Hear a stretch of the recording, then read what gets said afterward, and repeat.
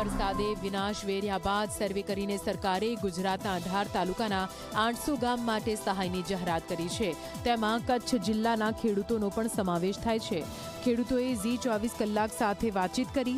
ખેડૂતોનું કહેવું છે કે સરકારે જાહેર કરેલી સહાય ક્યારે મળશે? ખેડૂતોની માંગ છે કે સમયસર સહાય મળવી જોઈએ।